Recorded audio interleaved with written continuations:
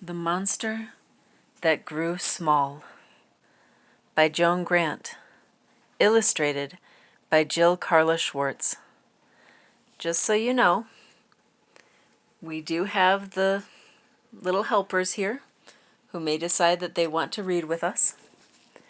And also, this book is set in ancient Egypt, and so they mention cataracts. A cataract is a place along the Nile River where the water is shallow, so you can cross it easier. Keep that in mind. They used to measure distance by which cataract you were near.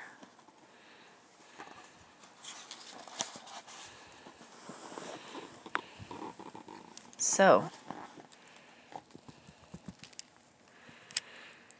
far to the south, beyond the third cataract, there was a small village where a certain boy lived with his uncle. The uncle was known as the Brave One because he was a hunter, and he killed such a lot of large animals. And he was very horrid to his nephew because he thought the boy was a coward. He tried to frighten him by telling him stories of terrible monsters that he said lived in the forest, and the boy believed what he was told, for was not his uncle the Brave One and the mighty hunter?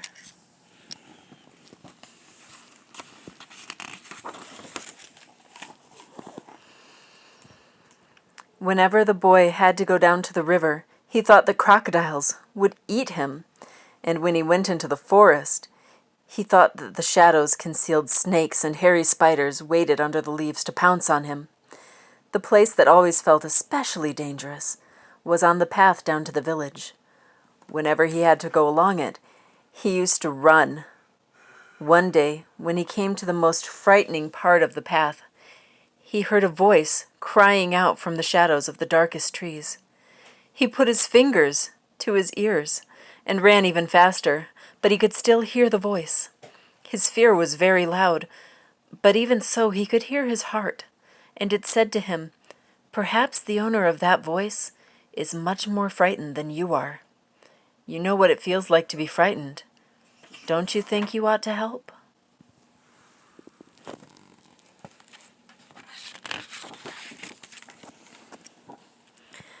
So he took his fingers out of his ears, and he clenched his fists to make himself feel braver. And he plunged into the deep shade, thrusting his way between thorn trees in the direction of the cries. He found a hare caught by the leg in a tangle of creepers, and the hare said to him, "I was so very frightened, but now you have come. I am not afraid any more. You must be very brave to have come alone into the forest." The boy released the hare and quieted it between his hands, saying, "Oh, I am not at all brave. In my village, they call me Miobi, the frightened one. I should never have dared to come here, only I heard you calling." The hare said to him, "Why are you frightened? What are you frightened of?"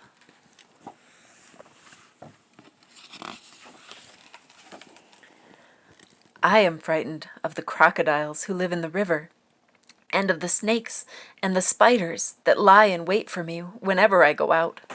But most of all I am frightened of the things that rustle in the palm thatch over my bedplace.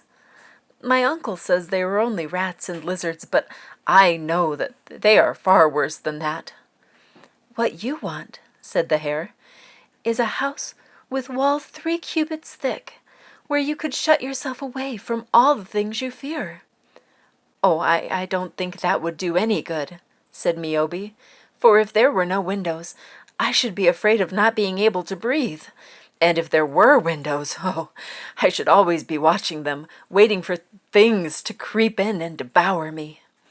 The hare seemed to have stopped being frightened. Miobi said to it, "Now that you know I am not all that brave, I don't suppose I'll seem like very much of a protector, but if you feel I'd be better than nothing, I'll carry you home, if you tell me where you live."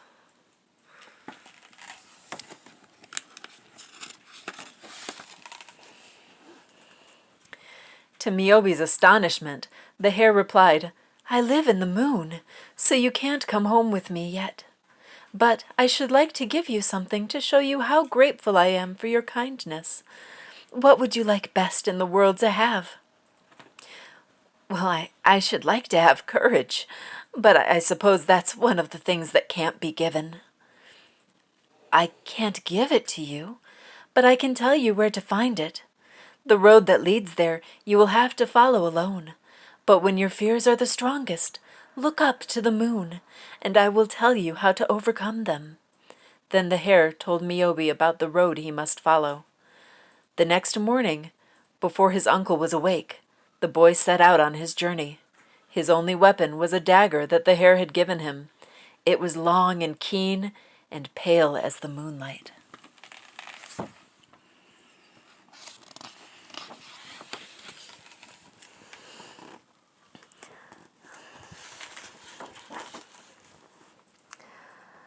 Soon the road came to a wide river.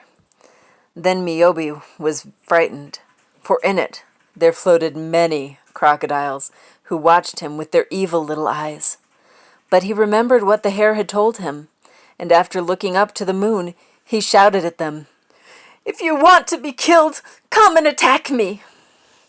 Then he plunged into the river, his dagger clutched in his hand, and he began to swim to the far bank.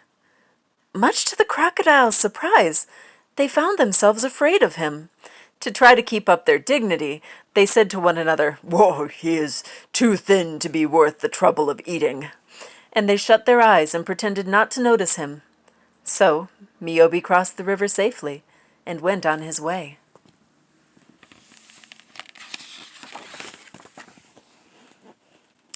After a few more days, he saw two snakes, each so large that it could have swallowed an ox without getting in a pain. Both speaking at the same time, they said loudly, "If you come one step farther, we shall immediately eat you." Miobi was very frightened, for snakes were one of the things he minded most. He was to the point of running away, but then he looked up at the moon, and he knew what the hare wanted him to do. "Oh, large and intelligent serpents," he said politely, "a boy so small as myself could do no more than give one of you a satisfactory meal. Half of me wouldn't be worth the trouble of digesting. Haven't you better decide between yourself by whom I am to have the honor of being eaten?" "Sensible! I will eat you myself," said the first serpent. "Oh, no, you won't. He's mine," said the second.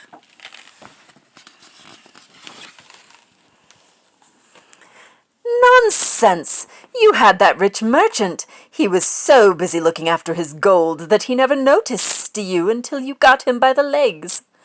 "Well, what about the woman who was admiring her face in the mirror? You said she was the tenderest meal you'd had for months." "The merchant was since that," said the first serpent firmly. "He wasn't." "He was." "Wasn't." "Was."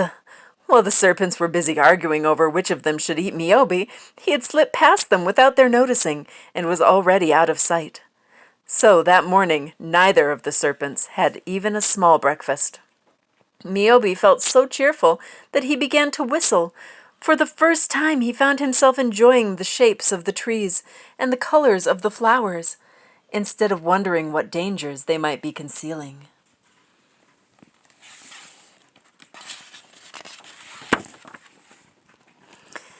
Soon he came upon the site of a village, and even from the distance he could hear the sound of lamentation.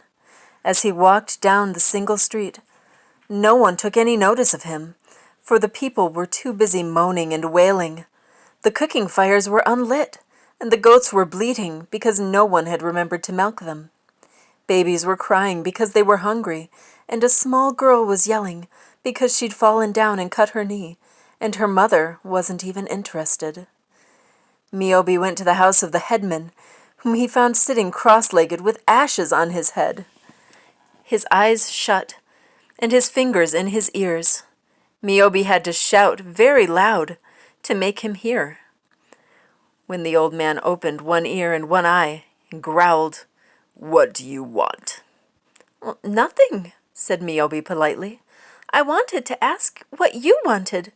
Why is your village so unhappy?" "You'd be unhappy," said the headman crossly, "if you were going to be eaten by a monster." "Who's going to be eaten? You?" "Me and everyone else, even the goats. Can't you hear them bleating?"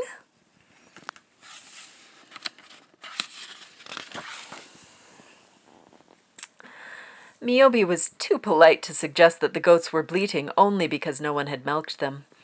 So he said to the headman, "There seems to be quite a lot of people in your village. Couldn't you kill the monster if you all helped?" "Impossible," said the headman. "Too big, too fierce, too terrible. We all agreed on that." "What does the monster look like?" asked Miyobi. "They say it has the head of a crocodile, and the body of a hippopotamus, and a tail like a very fat snake. But it's sure to be even worse. Don't talk about it." He put his hands over his face and rocked backward and forward, moaning to himself. "Well, if you will tell me where the monster lives, I will try to kill it for you," said Miyobi, much to his own surprise. "Perhaps you are wise," said the headman, "for then you will be eaten first and won't have very long to think about it. The monster lives in the cave on the top of that mountain. The smoke you can see comes from its fiery breath. You'll be cooked before you're eaten."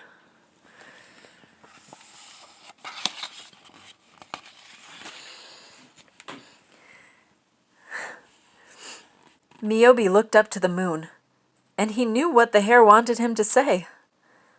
"I will go up the mountain and challenge the monster." Climbing the mountain took him a long time.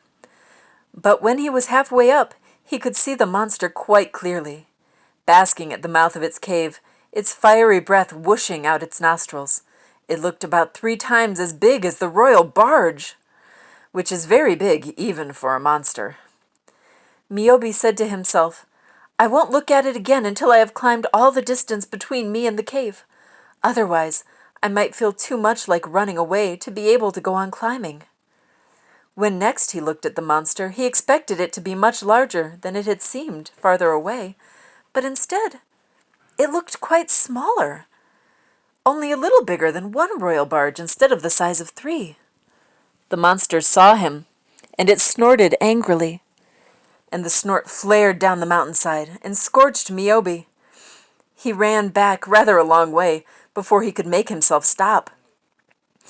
Now the monster seemed to have grown larger again. It was quite 3 times as large as the royal barge, perhaps 4. Miyobi said to himself, "This is very curious indeed. The farther I run away from the monster, the larger it seems, and the nearer I am to it, the smaller it seems. Perhaps if I was very close, it might be a reasonable size for me to kill it with my dagger." So that he would not be blinded by the fiery breath, he shut his eyes, and so that he would not drop his dagger, he clasped it very tightly, and so he would not have time to start being frightened, he ran as fast as he could up the mountain.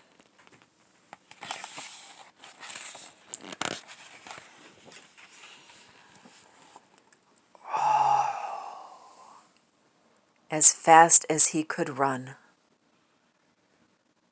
to face the monster.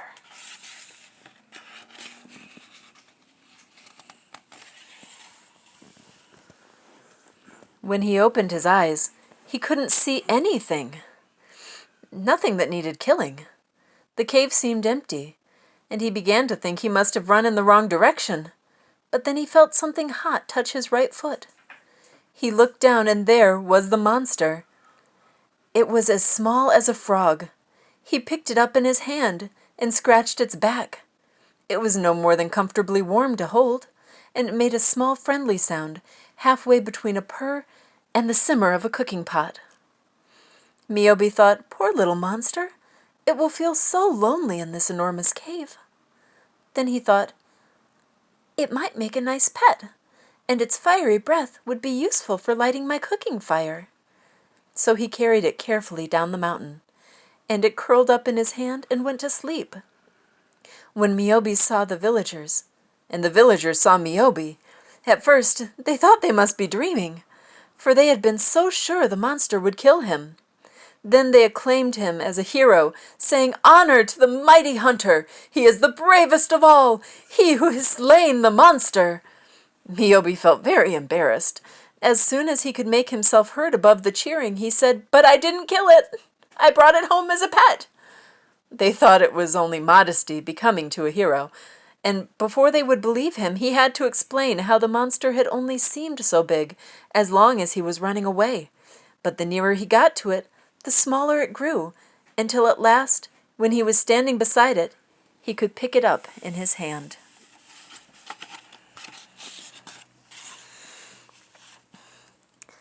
The people crowded around to see the monster. It woke up and yawned, and the small puff of smoke began to purr. A little girl asked Niobe, "What's its name?" "I don't know," said Niobe. "I never asked it." The monster itself answered her question. It stopped purring. It looked around to make sure everyone was listening. And then it said, "I have many names. Some call me Famine, and some Pestilence. But the most pitiable humans give me their own names." It yawned again, and then added, "But most people call me What Might Happen." And that was our book. Good night, sweethearts. Good night.